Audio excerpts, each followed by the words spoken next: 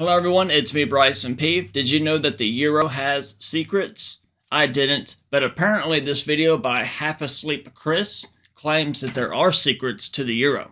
So we're going to get straight into this and find out. This is my reaction for the first time to Half Asleep Chris. Let's see what this channel is about and what information they have for us today. Prior to 2002, most European countries had their own independent currencies. France had the French franc, Italy had the Italian lira, and Finland had the Finnish marker, to name just a few.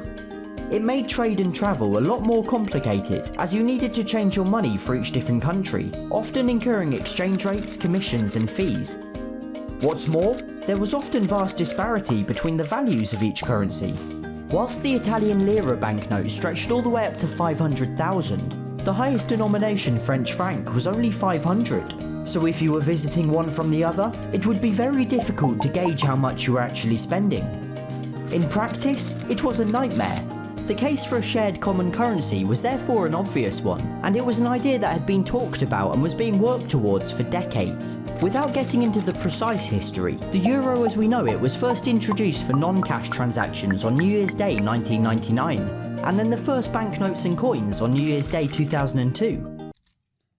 Real quick, before we get too far into this, so I have two 5 euro bills behind me. If you follow my channel for a while, if you remember, I used to have some Norwegian money up here that was in that area. Point is, whenever I went to San Diego, my friend and I went there back a few months ago, I had taken it with me and planned on finally exchanging that money from Norwegian into US dollars and using that for kind of the travel expenses. So we tried to find where we could exchange that at the Nashville International Airport. Could not find anywhere. We tried at the Las Vegas International Airport, and they said that that didn't exist in that airport, which, I mean, we found it on looking it up on our phone and stuff, but we could not find it there, and I believe they're probably already closed at that time. So then we tried whenever we got to San Diego at the San Diego International Airport, and no, they would not.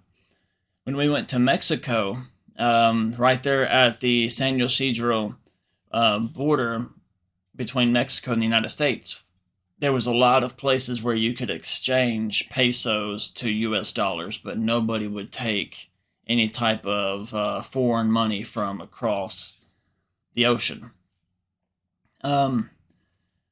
So I had a few $100 US bills hidden in my backpack, mixed in with a bunch of the Norwegian money.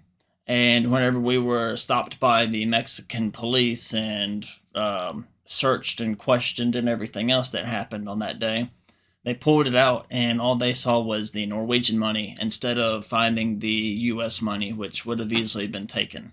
So they pulled it out, looked at it, and saw a bunch of, purple bills with a fish on it and a boat on it and everything else. So to the person that sent me the Norwegian money like a year and a half ago, if you're watching this, I greatly appreciate it. You definitely saved me and my friend from losing quite a bit of money and having it taken by the Mexican authorities. So, on our way back here, whenever we were at the Denver, Colorado International Airport, as soon as we got off the plane, it was like right there waiting for us. Almost like that was destined divine intervention for us to not be able to get rid of that Norwegian money at every international airport we went to. And then on the way home, after our excursion, to find it right there, bam. The lady was wonderful, super nice, and she took the Norwegian money and exchanged it. Only took a couple minutes. So, little side story, but that's what happened to the Norwegian money, if any of you were ever wondering. The only countries that did not adopt the currency were Denmark and the United Kingdom, although there are several other EU countries who don't yet meet the economic criteria, but will make the change once they do. And since those first banknotes were launched in 2002, they've just finished releasing a new and updated series, which this video is going to take a look at. Now, I'm not going to get into any of the pros and cons of the currency, or any of the economic arguments or considerations. Instead, I'm going to approach the euro purely as a banknote collector, as someone who likes shiny and colourful objects with a cool story, not as a critic of the currency itself. If you enjoyed this video, please consider subscribing. Now normally I'd go through and talk about each banknote individually, but with the euro it makes much more sense to talk about them collectively. These new notes are known as the Europa series, and they are very much a series, with each denomination just a slight variant on the overall design. Like the previous series, the notes have retained their size, colour, and the theme of European architecture. The front of each denomination displays a window or doorway to represent openness and cooperation, whilst the reverse depicts a bridge, symbolising communication. The €5 sees a classical architecture style, the 10 Romanesque, the 20 Gothic, the 50 Renaissance, the 100 Baroque, and the 200 a 19th century iron and glass theme. The old 500 note had the theme of modern 20th century architecture, although... I'm curious while I'm watching this, because this is actually pretty interesting. You know, whenever we did get some Mexican pesos before we went into the Mexican country, to the country of Mexico, I thought that the pesos were really neat. They were like, parts of them were see-through, they were clear. I think one of them even had a butterfly on it, had a monarch. Yeah, it did. It had a monarch butterfly on it, I think. If it did, I'm going to put a picture of it so that way you see what I'm talking about. But I wonder if there's other videos about the different countries' monies, and that might be a good idea for some more reactions. You know, I could definitely do like a secrets or, you know, unknown facts about the United States money, and then maybe, you know, some like Chinese yens or yawns, or I don't know if that's what they are, but you know what I'm saying. I think that would be interesting. Has been discontinued and is slowly being removed from circulation. Importantly though, none of the specific doorways, windows or bridges shown are real.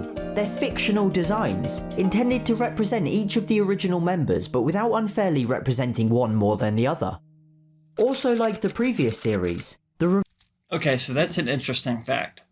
So all of the designs and the bridges that are on the money don't actually exist, so it's not actual architecture that is physically here in the real world, just only on the money.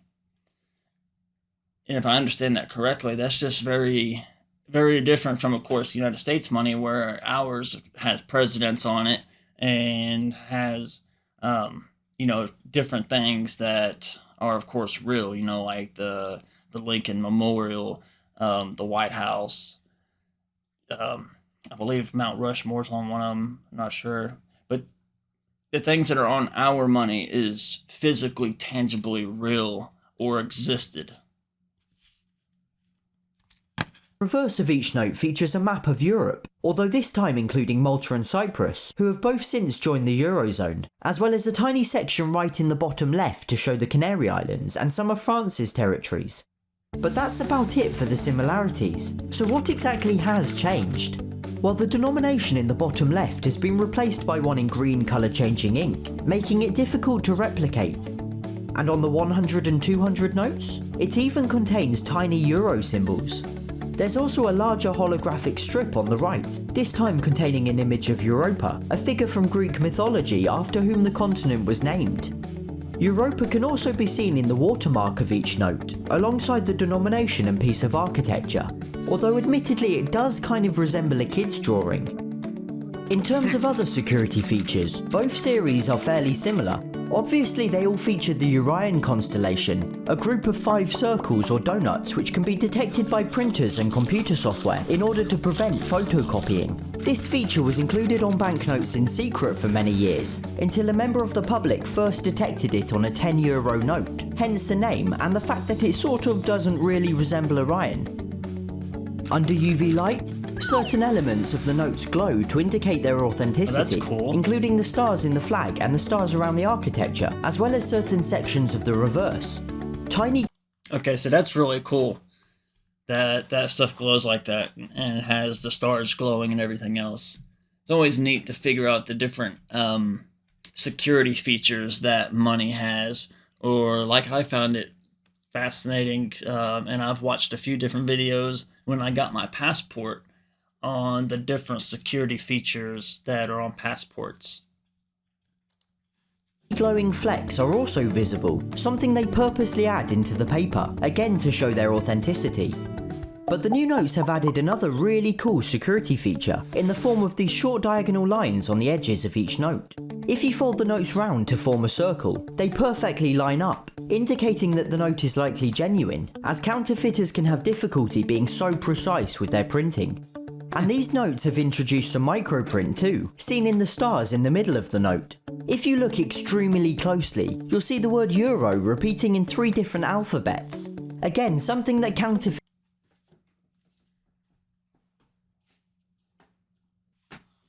Okay. So it sure does. It lines right up like it's supposed to. Not that I'm questioning the genuineness of this build, but more or less, I just wanted to actually look at the security features. I keep looking back. I might as well just take it off and actually look at it, right? Yeah, see, there's the see-through of that. I don't have a black light, so I can't test that. Expensive printers. And what is probably my favourite hidden feature? Each note is secretly a flag of Europe in disguise. How cool is that?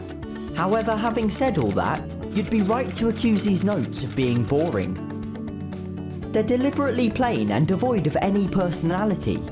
Europe is an exceptionally diverse continent, with the finest architecture on the planet, and yet they've opted for fictional designs. But I do understand it. These banknotes are used by an ever-increasing number of countries, and they can't be seen to favour certain ones. You know, And that where the makes sense. banknotes fall short, the coin. That makes perfect sense. You all have a collection of countries together that form, the European Union, and that form countries that use or accept the euro as currency. So it would be hard to choose and to dictate what currency got what piece of architecture, or what character or persona or whatever that might be. It would be hard to dictate that, and then you start getting to the line of favoritism, and you're always going to have someone that's unhappy. You can't make everyone happy, so to defeat that would be to just have fictional characters. Not necessarily fictional characters, but Europa, and to have these mythological style buildings. That's a lot better. Coins certainly deliver. The euro coins are arguably the coolest and most collectible in the world. Each country has their own designs, and they can therefore be much more personal. The Colosseum features on the Italian 5 cents, for example, and the Brandenburg Gate on the German 10. And even some countries that aren't EU members have their own coins, such as San Marino and Vatican City. In total, there are more than 300 different designs across the different values and countries, making them an absolute dream for collectors. They most certainly make up.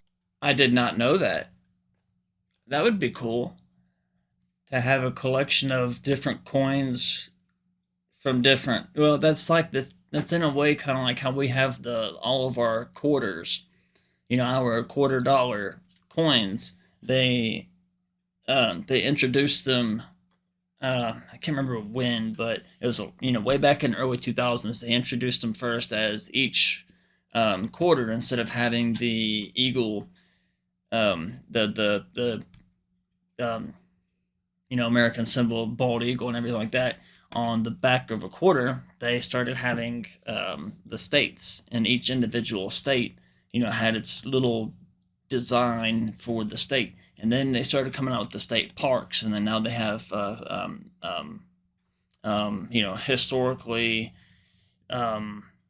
prominent people, such as like Maya Angelou. But that's in that sense like that, how each one in each place is able to have their own independent coin, while the actual physical money in this context is all the same, just like ours. Up for the lack of variation on the banknotes.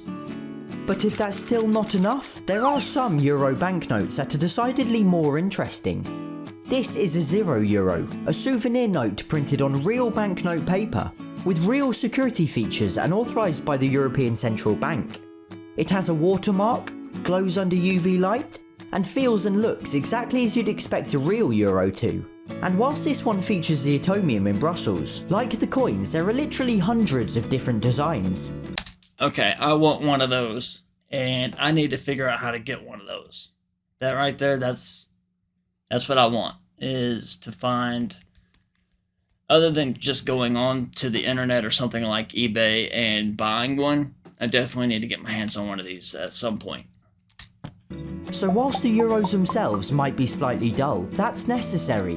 They're the second most traded currency in the world, and represent such a vast population area. And though they might have sacrificed some infinitely more interesting notes in the process, we got some pretty cool coins out of it, and the euro has undoubtedly made life a lot easier. Okay, so that was Half Asleep Chris and the secrets of the euro. I'm actually very surprised by this video. I had no idea, of course, how it would go, because I don't ever know these reactions. If I did, it wouldn't be genuine. So I do like this type of content. I do like, from what I heard of his channel so far. So I'll probably be checking out a handful more of his videos. If you have a video suggestion or one that you would like me to react to or check out, what if I just pretty much said that 3 times? Let me know in the comments below, and I will look into it and possibly react to it. Have a great day, great night, whatever time it is that you see this. It's me, Bryson P. Goodbye.